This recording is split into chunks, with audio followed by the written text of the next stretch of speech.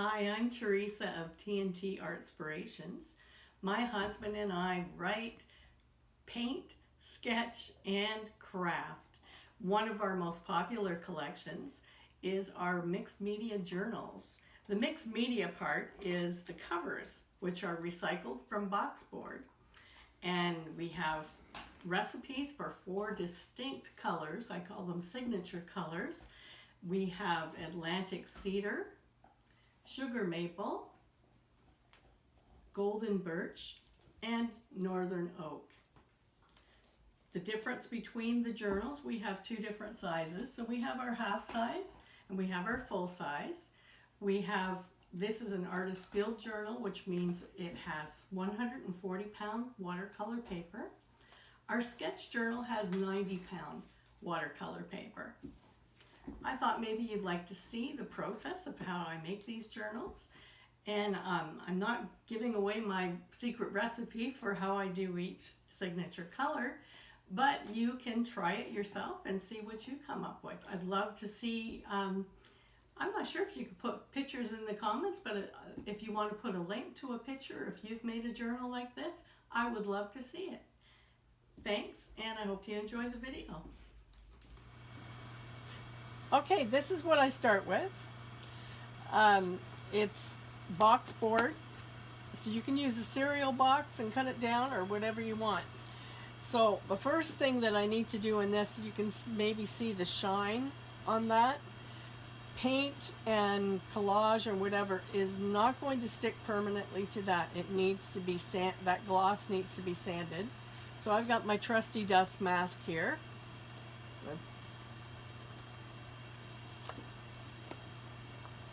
Okay, so you're going to hear me a little muffled now. I've got this nice little sanding block, and I'm going to start sanding.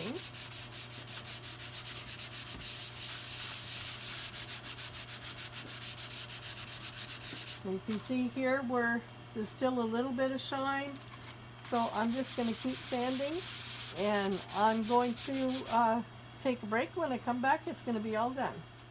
Okay, here we are. We're all sanded. I'm just going to give this, I already dusted it off a little bit. I shook it off. I'm going to give it a little wipe because we still have a lot of dust on there. And next step is going to be gesso. This is acrylic gesso that I'm using. This is an Artist Loft product. You can use whatever gesso you like. So now I did sand both sides, and both sides need to be done. Obviously, I'm just going to show you one. The reason that I'm going to use gesso is that even though this is sanded, it's still very smooth surface, and so the gesso gives a little bit of tooth so that the other media sticks to it, so the paint and the collage and everything sticks really well to it, because the last thing we want is for your cover to start coming unraveled. So I'm just going to give a nice even layer of gesso.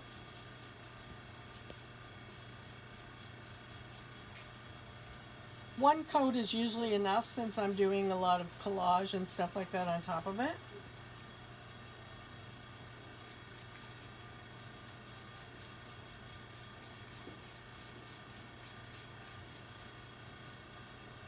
And like I said, I'm just going to show you one side. Now there we are. We've got a nice even layer of gesso. That gives a little bit of grit and tooth to it. And gesso, if you're not familiar, gesso is what's used on canvases to prime them before painters paint on them. Okay, so we're going to let that dry, and then I'll come back. Okay, we're back, and I've gessoed both sides of this. So it's got a nice, can you hear kind of like a gritty sound there? It's got a nice gritty surface. I could do more gesso to cover everything up, but by the time I do my collage and I do another layer of gesso and more paint, this background's not going to show up at all. So the next step is the fun part, This is where we get the texture. You notice the texture on the book with it kind of looks like leather or tree bark. Well, this is actually very easy to do, and I'm going to show you. Now for my collage, this jar says acrylic medium, which is really great for doing collage. Not too cheap though, it's pretty expensive. So what I do is I get dollar store glue. It tends to be kind of runny, which is what you want for collage. You could use Mod Podge, or you could use the acrylic matte medium, or you could get really good white glue and water it down a bit. I just get the stuff from the dollar store, and that works for me. So I'm going to get a nice layer of glue on here, making sure to get all the edges. You don't want your edges to be coming loose. So we're going to get a really good layer of glue. I'm putting it on pretty thick. Okay. Now, this part you do have to be a little careful with. You have to do a light hand. So I've made the tissue paper a little bit bigger than what the page is. And I'm just going to put it on there and start just gently patting it. And I want lots of wrinkles, so I'm just gently patting it towards the center. Do not rub. If you rub it, it's going to tear. It's very delicate. See, I just got a little bit of a tear there. So if you have a few bubbles, just take your finger and make sure your finger is fairly dry. You don't want, or else it's going to tear on it. It's going to pull on it. And just pat down the loose bubbles. Now you're going to go over top with another layer of glue, Mod Podge, acrylic medium, whatever you decide you're going to use. Okay, we want to go on top of this with another good generous layer of glue or Mod Podge. And again, you want to really use a light touch or it's going to rip, and lots of glue so you're not pulling on it. So I don't know if you can tell here, I'm just using the tip of my sponge brush. I probably should just go one direction, but I've kind of gotten used to doing this and being able to do it very carefully. So now it's basically taken out any extra bubbles that were there. Now this is going to take a little while to dry, so I will see you back when it's all dry. Okay, we are finally dry. That top layer of glue took quite a while, even with my blow dryer. I normally do these in batches, and I let them air dry, so it takes me 2 or 3 days to do a batch. So anyways, here we go. We've got both sides with the tissue paper on there, and it's all nice and dry. Now we're going to cut it down. I could use scissors. I've got scissors here. I could use scissors, but I think I would rather use this bad boy right here. This is one of my favorite tools in my studio, especially for any kind of paper crafting. So I'm just going to get it in here, line it up, and we'll get a nice clean cut. There we go. And these are all 6 by 9. So I will check that once I can see my numbers a little better. Make sure it's at 6. Okay, so this one can be moved over a bit.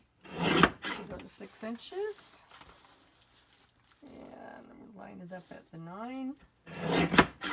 And there we go, nice and even edges.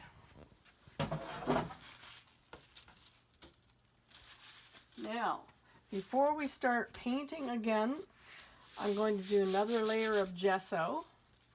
That's just because we don't want any of that glue peeling away or anything. We just want to make sure we've got a really good seal on that and a good surface to work on. So get my gesso back out.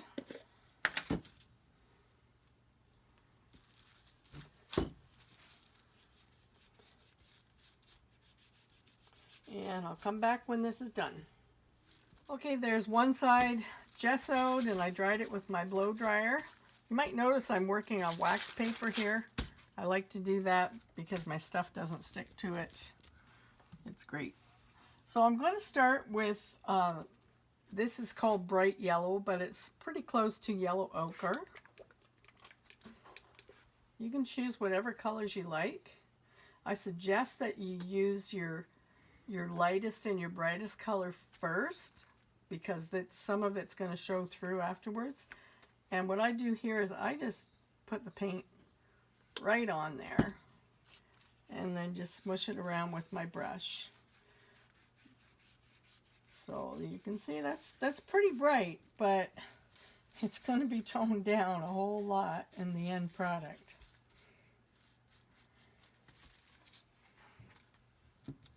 A little bit more paint.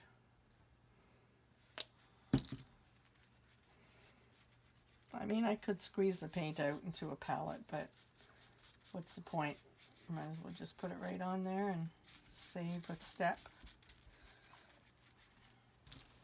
And a wee bit more.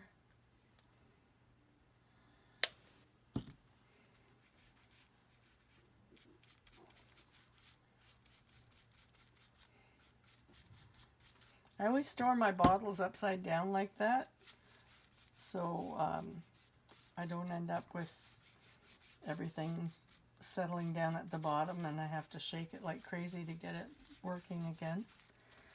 So I think one coat's going to be enough. It's going to be fine. So I'm going to dry this with my blow dryer and then we'll come back for the next step. Okay, so we've got one layer. I could have done a second coat, but I think we're fine. I kind of like some of the background to show through because it just gives more character and history to the piece. So the next few layers are going to be more random. So I'm going to use a sponge. Now, if you do use a sponge, especially a sea sponge, it's very important to first dampen your sponge before you use it, because that's going to allow you to clean up all the paint off of there. It's not going to stick on there and ruin your sponge. There, I just got some water on that. That's fine. So the next color I'm going to use is burnt sienna. And I'm just going to do a few random drops if it comes out for me. Usually I use craft paint for this. I find it's better with, it's more liquidy and that's what you want for this kind of thing. But it's fine. I've got a little dampness in my sponge. So I'm just going to kind of just randomly get this over most of the surface, but not all of it. I don't want to cover everything. I want that yellow to show through. So you can see now how it's kind of taken that look of wood. And even just when I'm going very lightly with the sponge, it's giving a little bit of a wood-like, kind of a grain like a wood. And I want some spots to be a little darker than others. I don't want it to be all uniform. So that's that step. We could almost be done there, but we're going to play just a little bit more. Once I get this dry, we're going to put some more color on there. Okay, so you could stop there, but I like to give it a little bit more definition, and I really like metallics. So I'm going to take a little bit of this Liquitex Basics Copper acrylic paint, and I don't want to put it right on my page because I want this to be a little more subtle. So I'm going to take the dry, or the not soiled part of my sponge, and I'm going to put a little bit of the gold on there, or copper, sorry. And then I'm just going to start randomly putting it just so I get some of that nice coppery shine. We actually have trees here on Prince Edward Island that are called golden birch trees, and they kind of have a golden sheen to them. The skin is, or bark, if you've ever seen birch bark, it is like an onion skin almost, and it's got a golden sheen to it like this. So we're going to call this a golden birch, I think. Okay, we're going to let that one dry. Okay, here we are at the end of this painting stage. I really like the shimmer. I hope you can see that on camera. I really like the shimmer on that. It's beautiful. Now I could stop there again, but I really want to define those raised lines. So what I'm going to do is I've got some Stampin' Up! Chocolate chip and cherry cobbler inks. I'm going to start with the chocolate chip, and very, very lightly I'm just going to skim over the top just to catch those raised lines. I don't want to get the whole body of the page. I just want to get those raised lines, and so I might have to go back and forth at different times. Just get the raised lines in there, and it's starting to come through now. There we are.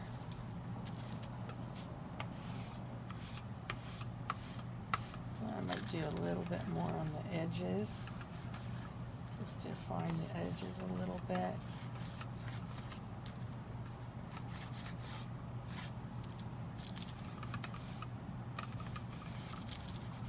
If you like this video, hit the like button, please. And think about subscribing, and if there's anything you particularly liked or didn't like, please let me know in the comments. This is pretty new to me. Okay, so I think that's good for the dark, for the chocolate chip ink. Just get a little bit more there. Now, just for fun, I love red. And so we're going to go in with some of the cherry cobbler and just do the same thing. Just giving a little bit more definition, a little bit more color. A bit more on the sides here. Okay. And I think we're going to call that done. The only other thing I have to do with this now, well, of course I have to do the other side, but I would punch the holes in it and put the paper in it, but that's basically how I get that textured cover from a piece of box board. Thank you so much for watching. I hope you enjoyed this video. Bye.